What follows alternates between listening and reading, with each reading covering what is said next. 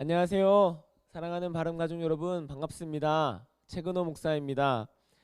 이렇게 오프라인이 아니라 온라인으로 우리 사랑하는 성도님들과 함께 하나님의 말씀을 공부하고 또 함께 나눌 수 있어서 참 기쁘고 감사합니다. 새롭게 시작하는 우리 교회의 바름 온라인 성경 공부, 이 모든 과정을 통해서 우리 성도님들께서 하나님의 크신 사랑을 느끼시고 또한 신앙적인 유익들이 가득 넘치시기를 기도합니다. 자, 그러면 오늘은 그 첫 번째 시간으로 마태복음 빌드업, 마태복음 빌드업이라는 제목으로 함께 출발해 보겠습니다. 우리가 마태복음을 읽을 때에도 빌드업을 하면 좋겠어요. 그냥 마태복음을 읽는 것이 아니라 마태복음의 역사적인 배경은 무엇일까? 그리고 구성은 어떻게 되어 있을까? 그리고 특징은 어떤 것이 있을까? 그것을 함께 살펴보면서 마태복음의 뼈대를 세워가고 마태복음을 함께 빌드업 해나가는 그 시간을 오늘 첫 번째로 가지려고 합니다. 자, 그럼 여러분 첫 번째 질문입니다. 마태복음은 어떤 책일까요? 여러분 마태복음은 어떤 책일까요? 어떤 분들이 이렇게 얘기할 거예요. 신약에 있는 책이요. 맞습니다. 신약에 첫 번째 나오는 책이요. 맞습니다. 그리고 목사님, 구약과 신약을 연결하는 것이 마태복음 아닙니까? 그리고 마태가 바라본, 누가가 바라본, 마가가 바라본이 아니라 마태가 바라본 예수 그리스도의 복음 설명서, 아마 이런 것으로 우리는 마태복음을 이야기할 수 있을 것입니다. 여러분, 다 맞는 말입니다. 근데 우리가 이 마태복음을 뼈대를 한번 살펴보기 위해서 역사적인 배경을 먼저 한번 살펴보도록 하겠습니다. 여러분, 마태복음은 언제 기록이 되었을까? 추정하기를 주후 90년경으로 예루살렘이 멸망하고 성전이 다 파괴된 이후에 한 20년쯤 지난 그 이후에 마태복음이 기록되었을 것이다, 이렇게 추정합니다. 기록 장소로는 학자마다 의견이 다 다른데 가이사레라 하는 사람도 있고 수리아 안디옥이라는 사람도 있습니다. 그리고 알렉산드리아에서 기록이 되었다라고 이야기하는 사람들도 있습니다. 그리고 저자는 누구일까요? 누구요? 그렇죠. 저자는 마태입니다. 우리가 잘 알고 있듯이 마태는 세리 마태, 직업이 세리였던 사람입니다. 그런데 마태의 뜻은 여러분 하나님의 선물이라는 그 뜻을 가지고 있어요. 마가복음과 누가복음에서는 마태를 다른 언어로 표현하는데 여러분 어떤 언어로 표현하죠? 네, 우리 집사님? 맞아요. 레위로 표현을 합니다. 그래서 이 레위라고 불리는 이 사람이 예수님의 제자로 부름받고 난 이후로 마태라는 이름을 갖게 되어서 마태복음, 마태가 기록한 예수님의 복음, 그래서 마태복음서인 것입니다. 자, 이 역사적 배경 가운데에서 여러분 아까 제가 예루살렘이 멸망되었다, 성전이 무너졌다, 이렇게 말씀을 드렸는데요. 그로 말미암아 이 유대교에서도 아주 큰 변화가 있었는데 그것이 무엇이냐면 성전 중심에서 회당 중심으로 변화된 것입니다. 성전에서 예배드리고 찬양하고 함께 모여서 하나님을 경배한 그 모습에서부터 무엇으로 변화되었냐면은 회당 중심, 회당에서 가르치는, 율법을 가르치는 것으로 그것이 중심되어 변화되었다라는 것입니다. 그런데 이때 이 주후 90년경, 70년에서 90년경 이 사이에 로마 체제에서 기독교 예수 그리스도를 따르는 무리들이 급성장하고 있었거든요. 근데 그 급성장하고 있었던 이 기독교에 대한 어떤 대비책, 유대인들이 긴장한 거예요. 유대인들이 그대로 있으면 안 되겠다라고 생각을 한 거죠. 그래서 랍비 요하난 벤 자카이라는 이 사람의 중심으로 얌니아 회의라는 것을 개최하게 됩니다. 이 회의를 통하여서 유대교의 정경, 히브리 정경이 확정이 되는 것입니다. 그래서 히브리 정경을, 구약 성서를 확정하면서 이 유대인들은 비록 예루살렘 성전 중심에서 회당 중심으로 바뀌게 되었지만은 그래도 우리가 유대인으로서 유대교로서의 그 정체성을 지켜내고자 했던 것입니다. 그래서 이 얌니아 회의, 이것이 유대인들이 기독교를 대항하기 위해, 기독교에 맞서서 자신의 종교를 지키기 위해 열었던 회의라는 것입니다. 그리고 기독교 역시 이러한 흐름 가운데에서 기독교 역시 이 마태복음을 기록하면서 적대적인 유대교에 맞서려고, 자신을 지켜내려고 했던 것입니다. 그래서 이 마태복음서에 보게 되면 예수님의 가르침을 기독교 공동체에 전하면서 기독교 정체성도 잘 지켜내지만 또 하나는 무엇이냐면 적대적인 유대인들에게도 메시아로 오시고 왕으로 오신, 구약의 약속의 성취자로 오신 그 예수 그리스도를 알리려고 하는 것입니다. 예수 그리스도가 이방인이나 다른 사람의 민족이 아니라 바로 당신들의 민족, 유대인의 왕, 유대인이 왕으로 오셨고 그 왕이 바로 예수 그리스도다. 이것을 전하라는 것이죠. 그러면 우리가 생각할 수 있습니다. 그럼 마태복음은 그럼 유대인만을 위한 책인가라고 우리가 생각할 수 있는데 그렇지 않습니다. 이 마태복음은 유대인들을 위한 책이면서도 그리고 이방인들을 위한 책이기도 한 것입니다. 예수 그리스도의 복음이 예수 그리스도를 믿지 않는 유대인들에게 유대인 왕으로 오신 것을 알리기 위하여 마태복음이 적혀지긴 했지만 그것만이 아니라 이방인을 향한 온 우주의 왕으로 오신 약속된 메시아, 구약의 약속을 성취하신 예수 그리스도, 그 예수님을 전하려고 하는 것입니다.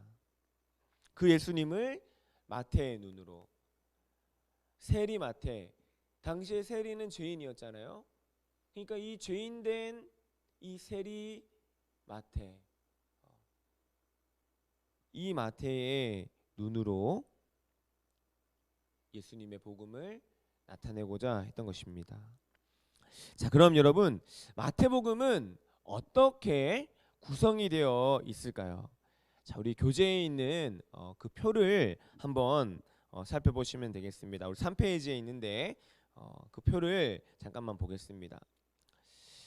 자, 마태복음은 여러분 몇 장까지 있죠? 28장까지 있습니다. 마태복음은 28장까지 있는데 첫 번째로는 1장부터 4장까지는 왕의 족보, 예수 그리스도의 족보에 대해서 얘기합니다. 그리고 성령에 의하여서 수태된 초자연적인 수태, 그리고 이방인을 대표하던 동방 박사가 예수 그리스도를 찾아와서 경배하는 이야기, 이것으로 이루어져 있습니다. 이것은 1장부터 4장까지는 예수 그리스도의 기원을 밝힘과 동시에 예수님의 족보를 통하여 예수님의 기원을 밝힘과 동시에 이방인인 동방박사가 경배했다라는 것을 통하여서 이 예수 그리스도의 복음이 온 민족을 향하고 있구나. 유대인이 먼저 발견한 것이 아니라 이방인인 이 동방박사가 발견한 걸 통하여서 복음의 방향성이 이방인에게도 있구나. 이것을 보여줍니다. 그리고 이어서 세례 요한이 등장하고 예수님께서 세례 요한에게 세례를 받으시고 그리고 성령에 이끌려 시험도 받으시고 그리고 그 시험을 승리하신 그 사건으로 인하여서 이제 예수님께서 예수 그리스도의 공적인 사역을 준비하는 과정으로 전개가 됩니다. 자, 그 다음에 나오는 것이 뭡니까? 마태복음 5장부터 7장까지의 말씀인데 이것은 우리가 너무 잘 알고 있죠. 자, 마태복음 5장부터 7장까지가 네 글자로 무엇입니까? 산, 상, 수, 훈. 그렇습니다. 산상수훈입니다. 갈릴리에서 공생애를 시작하신 예수님께서 하나님의 나라를 선포하시는데 그 하나님 나라의 핵심이 바로 이 산상수훈입니다. 그리고 이 8장부터 10장까지는 예수 그리스도께서 권능을 가지시고 예수님께서 능력을 가지시고 치유하시고 기적을 베푸시고 이적을 행하시는 그 이야기가 나오는 겁니다. 예수님이 권능이 있는 분이라는 것을 마태는 나타내고자 했던 겁니다. 그리고 예수님의 기적 이야기를 전하면서 중간중간마다 제자를 부르는 이야기를 같이 하고 있습니다. 하나님의 나라 복음, 예수님의 치유와 기적과 이 권능, 이것을 이제 하나님의 나라를 함께 이루어가야 하는 제자를 부름으로 제자들과 함께 이루고자 하시는 예수님의 마음을 보여주신 것입니다. 근데 여러분 세상은 어떻습니까? 세상은 이 기적을 보고 이 이적을 보고 예수님의 권능을 보지만 세상은 예수님의 말씀을 거부합니다. 복음의 씨앗을 거부합니다. 그래서 11장과 12장에 보게 되면 이 예수님과 제자들을 거역하고 부인하는 배척하는 이야기가 계속 나오죠. 그렇지만 예수님은 멈추지 아니하고 묵묵히 하나님 나라 복음의 사역을 계속해서 이루어 가십니다. 그리고 마태복음 13장에 보면은 비유에 대한 말씀이 나오는데 어떤 비유입니까? 천국에 대한 비유, 천국 비유에 대한 말씀이 나옵니다.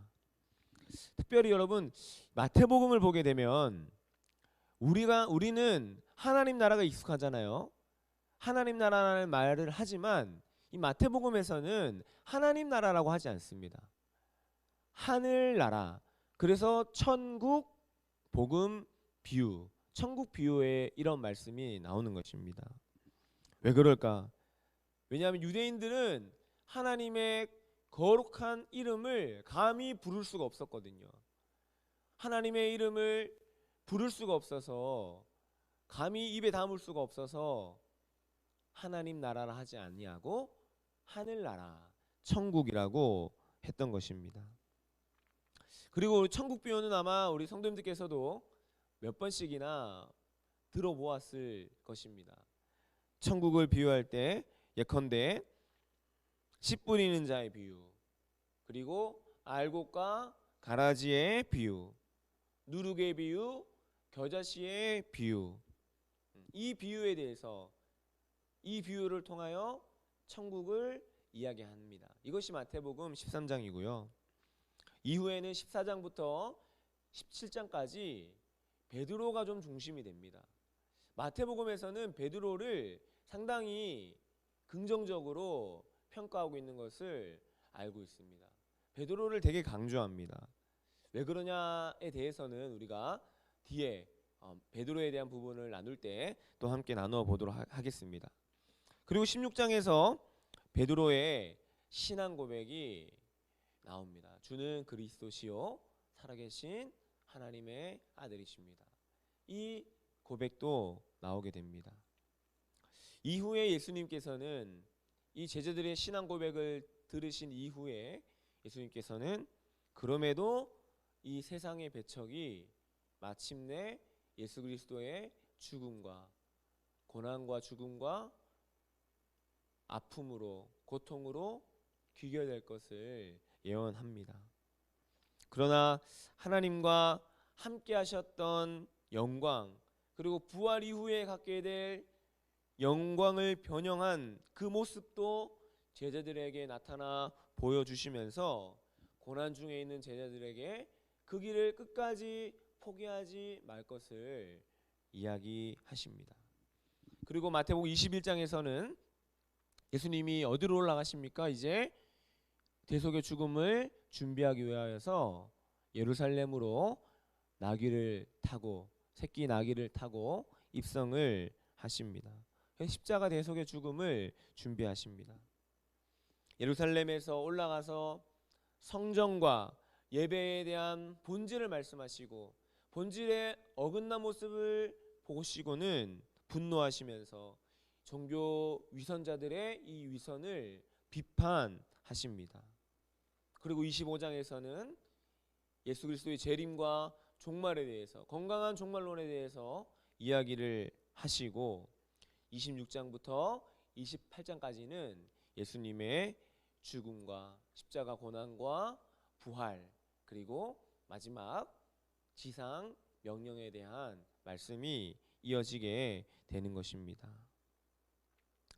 자, 그래서 여러분 이 교재에 있는 이 박스 안에 대한 내용을 제가 간략하게 말씀을 드렸고요. 자, 근데 중요한 거는 어떻게 구성되어 있느냐 보았을 때 마태복음에서는 5가지의 아주 골격이 분명한 설교가 있다라는 것입니다. 첫 번째가 산상수훈 설교, 이 제자직에 대한 설교죠. 마태복음 5장부터 7장까지. 그리고 두 번째로는 사도직에 대한 설교입니다. 예수님께서 제자들을 부르시고 난 이후에 이 제자들이 살아가야 할 삶의 모습에 대해서 이야기를 하시죠. 마태복음 10장에 나와 있어요. 자, 그리고 천국에 관한 비유의 말씀 마태복음 13장, 그리고 교회 생활, 가정 생활에 대한 말씀을 마태복음 18장에서 설교하고 있습니다. 그리고 종말과 심판에 대한 설교를 24장과 25장에 하고 있거든요. 그러니까 마태복음은 이 5가지의 이 설교가 중심이 되고, 그 앞과 뒤와 사이에 예수님의 탄생과 예수님의 행적과 그리고 많은 이적들과 논쟁들과 순환의 이야기, 부활의 이야기들이 들어와서 마태복음을 전체로 이루고 있는 것입니다. 여러분, 이 마태복음이 유대인들을 위해서 쓰여졌다고 그랬잖아요. 근데 유대인들이 제일 중요하게 생각하는 것이 무엇입니까? 모세오경이거든요. 그래서 이 마태복음의 구성도 보게 되면 모세오경의 구성처럼 5가지로 이루어져 있어요. 그래서 5가지의 설교가 있는 것입니다. 마태복음 7장 28절에 보게 되면은 예수께서 이 말씀을 마치시고, 이런 말씀이 나옵니다. 근데 이 예수님께서 이 말씀을 마치시고가 마태복음에 총 몇 번 나오냐면 5번이 나오는 거예요. 그래서 이를 두고 모세의 오경적인 구성이다. 예수님이 말씀을 마치시고, 예수님이 말씀을 마치시고, 이것이 5번이 있다라는 것은 구약의 모세 오경, 이 5가지의 구성과 연결하려는 이 마태의 저자의 의도가 보이는 것입니다. 자, 그래서 제가 큰 2번에서도 오경적 구성이라고 하면서 제가 간략하게 장별로의 내용들을 기록을 해놨거든요. 요건 한번 참조해 보시면 될 듯합니다. 자, 그 다음에 이 마태복음의 특징에 대해서 함께 나누어 보도록 하겠습니다. 마태복음은 첫 번째로 특징이 유대적인 특징이 있습니다. 유대적인 특징이 있는데, 제가 방금도 말씀드렸지만은 마태복음에서 예수를 나타내잖아요. 그런데 예수와 모세가 거의 비슷한 흐름으로 나타나고 있습니다. 자, 구약의 모세, 신약의 예수, 하나님으로부터 보냄을 받은 자입니다. 모세도 하나님 보내셨고 예수님도 하나님이 보내셨습니다. 그리고 두 인물 모두 유대 민족, 이스라엘 민족의 지도자로 부름을 받았습니다. 그리고 모세가 출애굽하고 고난받는 이스라엘 백성들을 고난 중에서 하나님의 도우심으로 이끌어내었듯이 구원하였듯이 예수 그리스도도 유대인들과 이방인의 고통, 죄 가운데 있는 백성들을 건지는 그 구원자로 나타나고 있습니다. 모세와 견주어 이야기를 하고 있다는 것이 이 마태복음에는 유대적인 특징이 있다라고 우리가 기억할 수 있겠습니다. 그리고 출애굽기에서도 보게 되면은 이 유아 학살에 대한 이야기가 나오잖아요. 모세도 거기에서 건진받아서 민족의 지도자가 되었지만은 마찬가지로 예수의 탄생에서도 헤로드 왕의 유아 학살에 대한 명령이 동일하게 나타납니다. 그리고 애굽으로 피난 간 사건, 광야에서 시험 받은 사건, 그리고 오병이어의 기적 사건, 이 모든 것이 모세가 경험하였던 이 광야에서의 아픔, 그리고 시험들, 그리고 오병이어의 기적과도 같은 만나와 메추라기로 많은 생명들을 살리신 그 하나님의 구원 계획이 나타나고 있는 것입니다. 자, 그리고 두 번째로는 구약 성경을 아주 많이 인용을 합니다. 그래서 마태복음 1장 22절과 우리 교재에도 있습니다. 2장 15절 그리고 17절 23절 4장 14절 8장 17절 여기 보게 되면은 이렇게 돼 있어요. 이 모든 일이 된 것은 주께서 선지자의 말씀을 이루려 함이니라. 선지자, 구약 선지자의 말씀을 이루려 함이라는 그 말씀을 많이 인용하고 있습니다. 자, 우리 마태복음 2장 15절 한번 찾아볼까요? 마태복음 2장 15절. 자, 우리 같이 한번 읽어보겠습니다. 헤롯이 죽기까지 거기 있었으니 이는 주께서 선지자를 통하여 말씀하신 바 애굽으로부터 내 아들을 불렀다 함을 이루려 하심이라. 자, 그 다음 절에 있는 17절도 한번 읽어보겠습니다. 시작. 이에 선지자 예레미야를 통하여 말씀하신 바. 선지자를 통하여 말씀하신 것을 마침내 이루었다라는 것, 구약 성경이 예수 그리스도 통해서 이루게 되었다라는 것을 강조하고 있는 것이죠.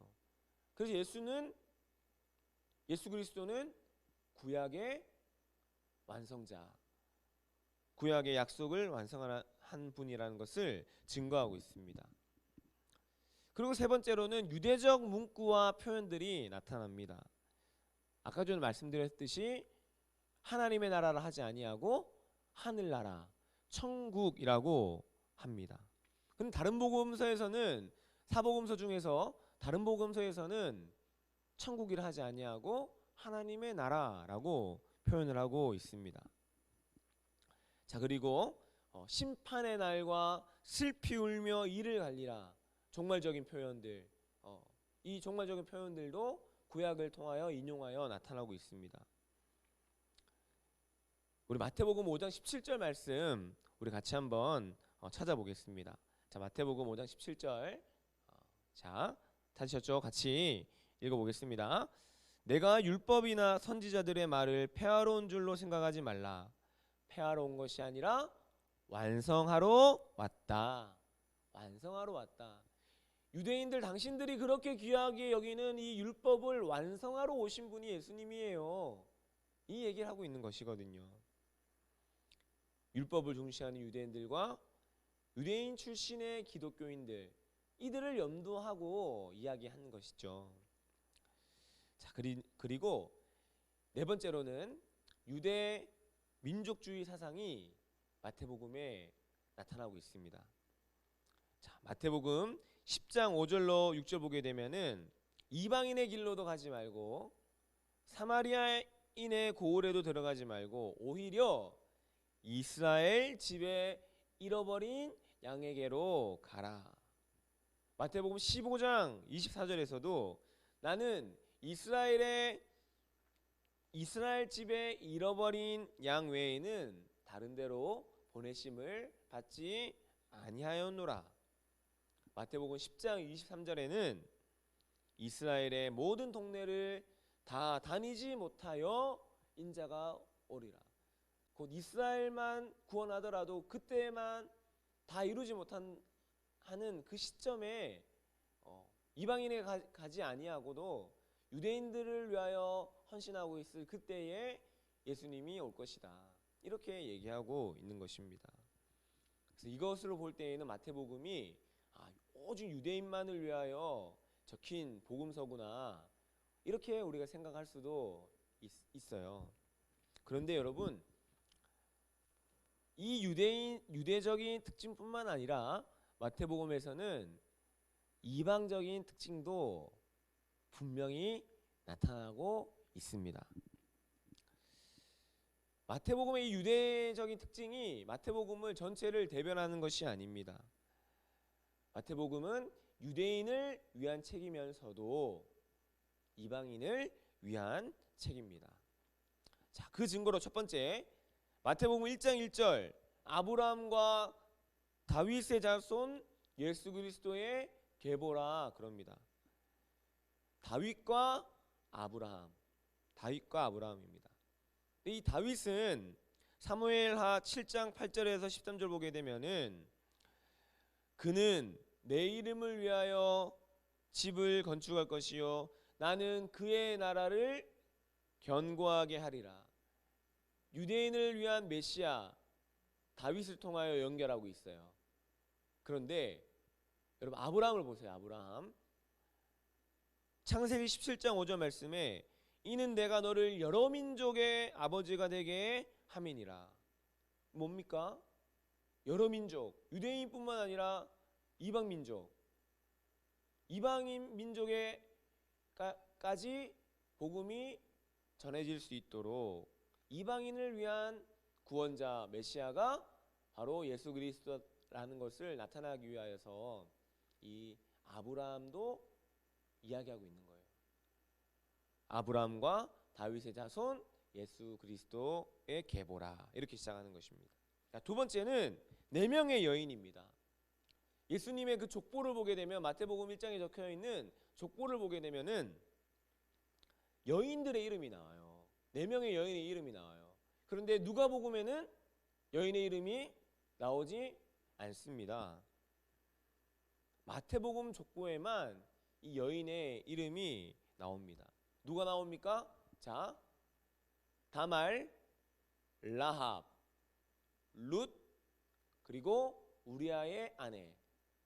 이 4사람의 이름이 나옵니다. 여러분 다말이 누구입니까? 창세기 38장에 유다의 며느리잖아요. 근데 유다와 동침하여 아들을 낳습니다. 그 다말이고요. 라합은 누굽니까? 여호수아의 두 정탐꾼을 지켜주고 유숙하게 해주어서 하나님 구원 역사를 이어가게 한 그 여인이잖아요. 그리고 룻은 우리가 잘 알고 있는 룻기의 주인공이죠. 그리고 우리아의 아내. 이 4명 이방인들이잖아요. 그리고 여인들이잖아요.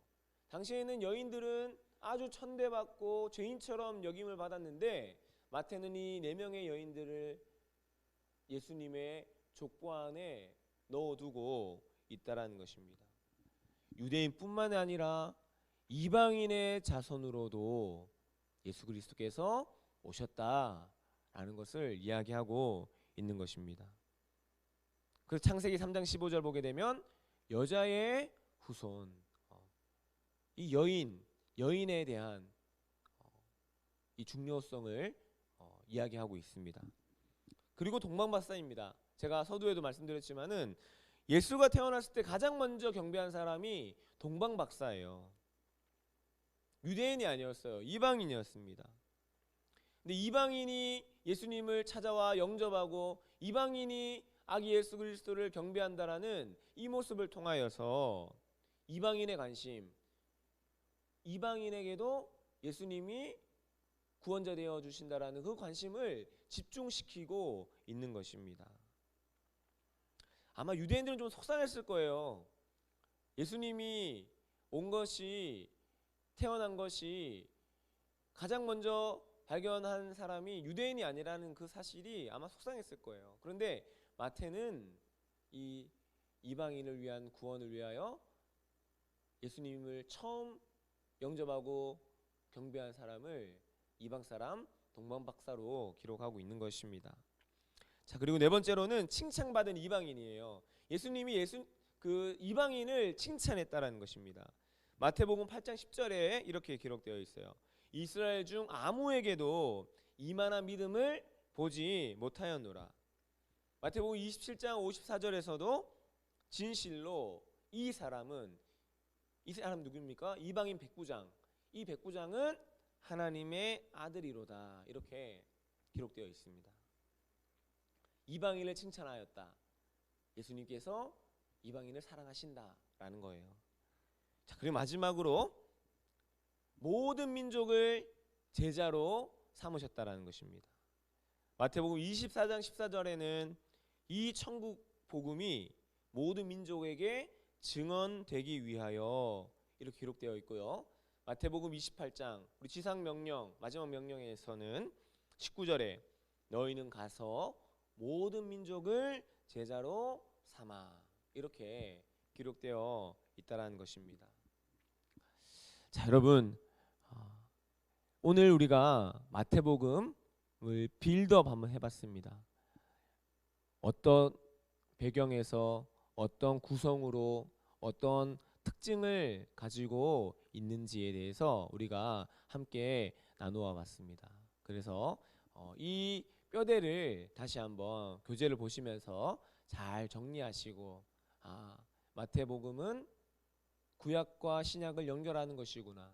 마태복음은 유대인과 유대교에서 그리스도교로 기독교로 개종한 그 사람들에게도 예수님이 당신들을 위하여 왔음을 증거하고자 했던 책이구나.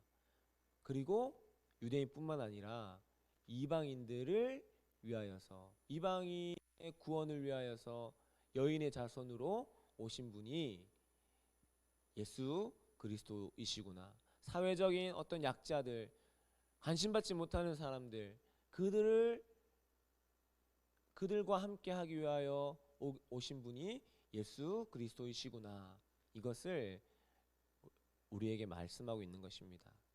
다음 주부터 우리 5주간에 걸쳐서 아주 집중적으로 한 부분을 살피지 못하겠지만 전체적으로 흐름을 따라 둘레길을 걷듯 그렇게 한번 걸어가 보도록 하겠습니다.